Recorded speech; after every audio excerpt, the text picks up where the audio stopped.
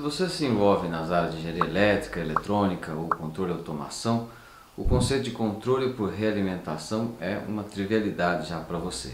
Nós vamos lembrar de onde que essa história começou e como que ela chegou até nós como uma ferramenta fundamental.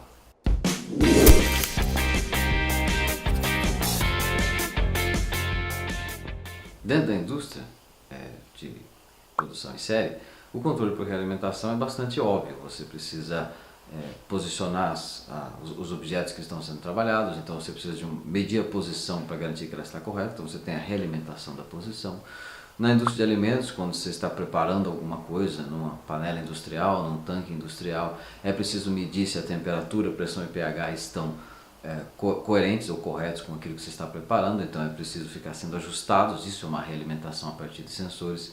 Dentro do seu cotidiano, ferramentas simples, por exemplo, o ar-condicionado, que ajusta a temperatura, ligando e desligando conforme a medida de uma temperatura de um sensor, isso também é uma forma de realimentação. Se você compra uma furadeira mais barata, você aperta o gatilho e ela simplesmente liga, ou se você compra uma mais cara, que você consegue lentamente apertar o gatilho e ela regular a velocidade, essa é uma ferramenta com controle de torque, então existe ali uma realimentação para que ela seja usada de forma mais delicada. O freio ABS de carro funciona também a partir de um sensor que realimenta o quanto que a pastilha de freio deve ser apertada contra a roda do freio. Veículos mais de luxo, por exemplo, têm suspensões semiativas que regulam a viscosidade do fluido de suspensão, chamado fluido magnetorreológico, a partir da velocidade que o carro está avançando. Qualquer câmara em que se precise conservar temperatura ou umidade, eu vou precisar de sensores que medem temperatura e umidade para regular a entrada e saída de ar, aquecimento e resfriamento, ou se eu estiver resfriando usando um trocador de calor, uma bomba que precisa ser operada. Todas essas malhas configuram o que nós chamamos de controle por realimentação. A ideia de controle por realimentação tem uma origem simples, quando você está tentando ajustar alguma coisa que varia com o tempo e você ajusta medindo essa coisa, usando algum sensor, usando o conhecimento desse sensor para variar o valor dessa grandeza. Por exemplo, quando você ajusta intuitivamente a temperatura de água no chuveiro, a vazão de água numa banheira e assim por diante.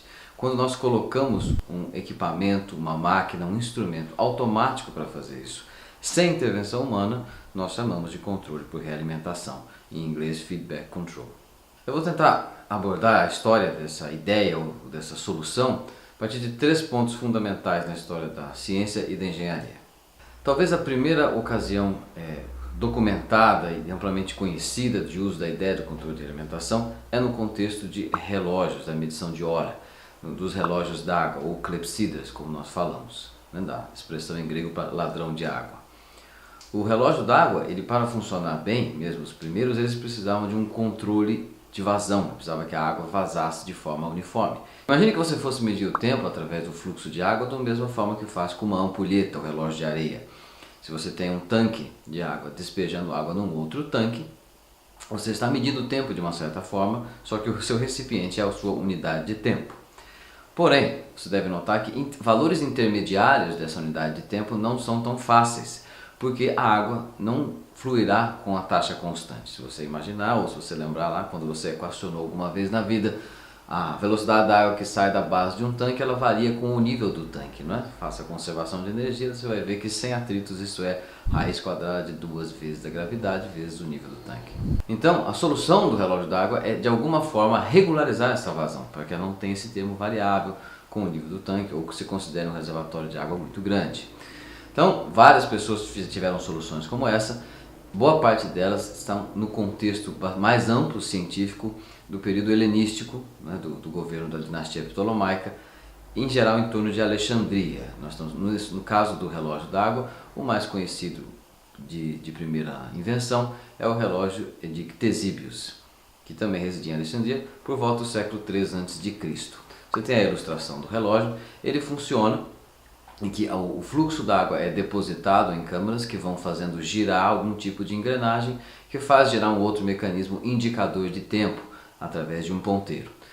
A questão é que a água que entra pode ser regulada de 2 formas pelo ponteiro subindo e descendo, que vai regular e, portanto, nós temos uma realimentação, ou, mais provavelmente, com uma descoberta já do século XX sobre esse relógio, na presença de uma válvula cônica flutuante que, ao subir e descer, regula a vazão de água que está entrando naquele reservatório embaixo do indicador de tempo. Então, essa ideia de que existe uma medida e uma correção dessa medida em tempo de funcionamento da máquina é a primeira ideia formal de realimentação, de controle por realimentação. Atribui-se inclusive a Ctesíbios, em geral na história formal, a prioridade sobre a invenção do controle por realimentação.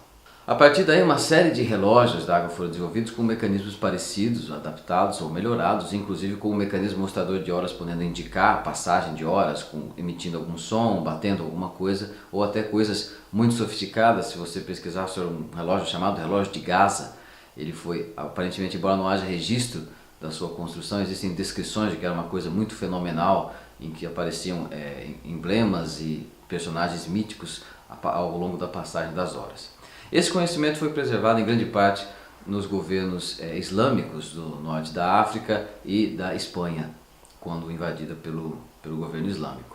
Eu vou dar agora um salto mais para frente e vou mostrar um segundo ponto que foi, na minha opinião, dos três que eu vou citar, importantíssimo no desenvolvimento do controle de realimentação como nós o entendemos, que é possivelmente aquele primeiro que ficou conhecido do grande público e não só dos eruditos e dos acadêmicos, que é o regulador de Watt. Todo mundo sabe que a Revolução Industrial, em grande parte, começou graças à invenção da máquina a vapor. A máquina a vapor já existia antes de Watt, mas o que o Watt fez, de fato, foi colocar esse regulador na máquina. A máquina a vapor, para ser regulada no seu trabalho, na sua velocidade, precisava ser manualmente regulada. Ela dependia de um operador ou vários, colocando o carvão para ser queimado, regulando a passagem de vapor que saía para evitar sobrepressão e, portanto, explosão do tanque que continha o vapor e outros danos possíveis, ou que ela parasse de funcionar e travasse. Era extremamente dependente da intervenção humana. O que o Watt fez foi colocar na válvula de passagem, como na ilustração que você vê, na válvula de passagem de vapor aquecido, um regulador que é ajustado por um cursor que sobe ou desce conforme dois pêndulos, em geral dois pêndulos, que sobem ou descem sobre um cursor. O que acontece é que esse cursor está preso ou por um sistema de engrenagens ou por uma polia. Você tem aí uma ilustração desse tipo dele indicado ali, que conforme a máquina está girando muito rápido, se a máquina girar muito rápido, ela vai por essa polia girar esses dois pêndulos e eles sobem por conservação do momento angular. Você lembra a segunda lei de Newton para a rotação, que vai ser o momento de inércia vezes a velocidade angular. Isso é conservado, você se lembra assim como é conservado o momento linear. E por conservação do momento angular, então, quando você varia muito a velocidade, a tendência é de aumentar a inércia. Para aumentar a inércia, os dois pêndulos se afastam, aumentando o momento de inércia de rotação dessa peça que está girando, que tem os dois pêndulos. A semelhança daquela figura já conhecida de uma bailarina abrindo e fechando os braços para variar a rotação enquanto gira uma pirueta. É o mesmo fenômeno. Então, conforme a velocidade aumentaria, você afastaria os pêndulos e eles subiriam fechando a válvula e regularia para que a velocidade reduzisse. E a mesma coisa funcionaria ao contrário. A redução da velocidade diminuiria e aproximaria os pêndulos, diminuindo a velocidade e aproximando os pêndulos, ela permitiria abrir mais a passagem de vapor, aumentando de novo a velocidade. Então você criou uma máquina por realimentação, um controle por realimentação que em grande parte automatizava o funcionamento da máquina a vapor. E é justo dizer que a Revolução Industrial, na verdade, começa aí, começa com esse tipo de solução que tornava o grande motor das transformações que havia, independente da intervenção humana instantânea. A intervenção humana poderia ser mais pausada. O terceiro dispositivo que eu considero importante nessa história, que é proposta para o controle de realimentação, é o amplificador operacional. Enquanto que o primeiro é do século III a.C., o segundo do século XIX, 1780 e pouco, esse é dos anos 60. O amplificador operacional, representado por esse triângulo, por esse símbolo triangular, ele foi criado para simular equações diferenciais ou soluções de problemas matemáticos usando a tensão como analogia de alguma outra grandeza física, ou seja, para construir o que nós chamamos hoje de computador analógico. Acho que nem eu e ninguém assistindo esse vídeo tem idade para ter visto um computador analógico funcionando, mas o que ele fazia é juntar circuitos com um amplificador operacional, resistores e capacitores, que simulavam as operações de derivada, integral e equações diferenciais. E combinando esses circuitos eu podia montar equações diferenciais de qualquer ordem, simplesmente aumentando o número desses circuitos. Você vê aí como que seria o circuito para fazer a derivada, o circuito para fazer a integral e para fazer um ganho simples de primeira ordem. O fato é que como ele funciona, o amplificador operacional ele tem duas entradas, uma inversora, uma não inversora e uma saída de tensão. O que ele produz na saída é uma tensão que é um múltiplo constante da diferença entre a tensão da entrada positiva e da entrada negativa. Só que esse múltiplo é muito grande. Ele geralmente não é usado assim, pelo menos não do ponto de vista de controle. É usado assim em outros contextos, contextos digitais.